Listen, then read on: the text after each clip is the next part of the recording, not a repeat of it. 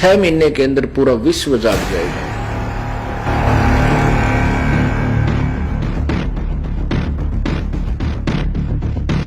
ये दास जो सत्संग कर रहा है, यदि जिस दिन किसी पुण्यात्मा के भाग उदय होंगे किसी चैनल वाले के, और इस ज्ञान को हिम्मत से करके चला देगा,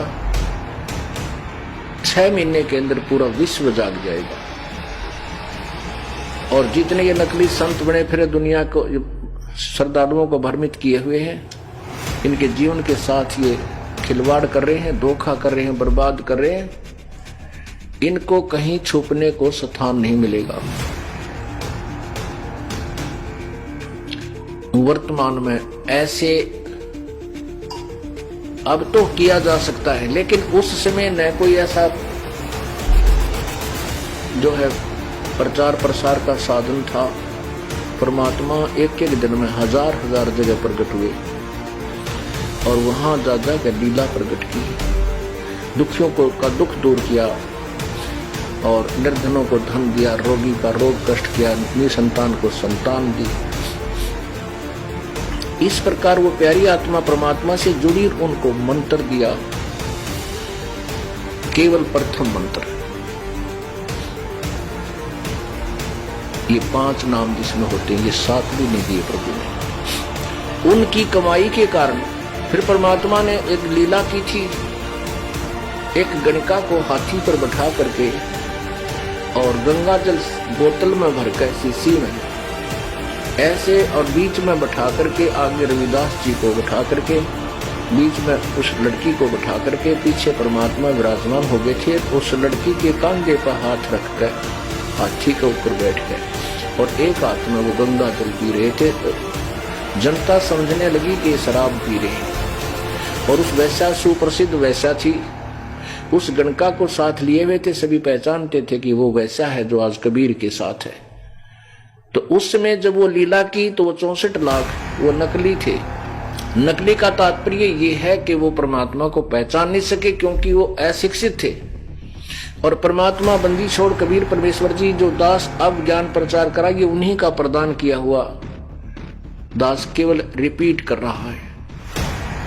उस समय अशिक्षित होने के कारण जनता परमात्मा को नहीं पहचान सकी, क्योंकि सदग्रंथों से वो मेल नहीं कर सके जो भगवान कहा करते थे। इसलिए वो सभी उस समय विमुख हो गए।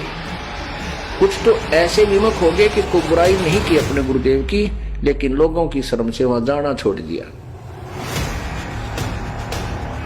कुछ जो गुरुद्रोही हो गए वो तो कभी नहीं आएंगे मालिक के चरणों में, लेकिन अधिकतर केवल परमात्मा के पास जाना छोड़ दिया।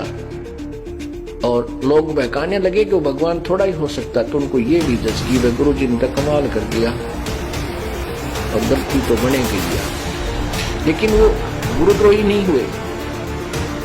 तो वो 64 लाख जो है अब उस परमात्मा की समर्थ उस समय जो भक्ति दी उन्होंने, किसी 2 वर्ष की, किसी 10 वर्ष की, किसी 15 वर्ष की, किसी 20 वर्ष की, तो उसके कारण अब उन्हीं के मनुष्य जन्म होते हुए आ रहे।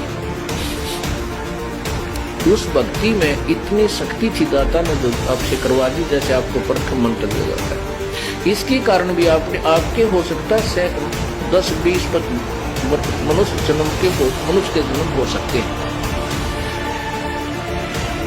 तो अब जो पुण्यात्मा है कहते ही शीघ्र समझ जाते हैं, तुरंत मालिक की शरण ग्रहण कर लेते हैं। ये वही पुण्यात्मा है जो लगातार मनुष्य जीवन प्राप्त करती हुई आ रही है।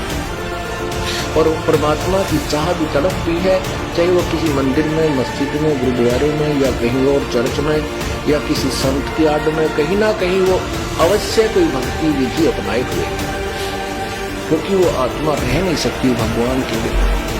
और परमात्मा जैसा भी उनको ज्ञान मिला प्रभु के विषय में, वो भोली आत्मा ने स्वीकार कर रखा है और उसी पर दृढ़ हो रही है, लेकिन कोई लाभ विशेष नहीं है। इसलिए कुछ नास्तिकता भी पनप चुकी है वर्तमान में। तो वो पुण्यात्माएं अब 64 लाख तो आवेंगी। अब उनके साथ परमात्मा कैसी रजा बख्श रहा है किसी को पुस्तक के माध्यम से, किसी से अपनी प्यारी आत्मा जो उपदेश दे चुकी है उसके माध्यम से प्रेरित करके चलो उस आदमी के पास चलते, वो अपना रिश्तेदार है, वो अपना मित्र है, वो अपनी सहेली है, तो वहां जा जाकर अपना संदेश भिजवा रहे हैं किसी बुक के माध्यम से, सीडी के माध्यम से, समाचार पत्रों के माध्यम से और किसी को केबल के माध्यम से। अब वो संदेश पहुंच रहा है, वो पुण्यात्मा अब आ रही है, वो तो शीघ्र ग्रहण कर जाती है। तो ऐसे परमात्मा उस पुण्यात्मा के साथ जो श्री नानक जी वाली थी, वो कभी ना कभी किसी युग में प्रभु के चरणों में कंटिन्यूस रही है। तो ऐसे वो परमात्मा उनके साथ लगा रहा है, लेकिन पार नहीं हो पाई।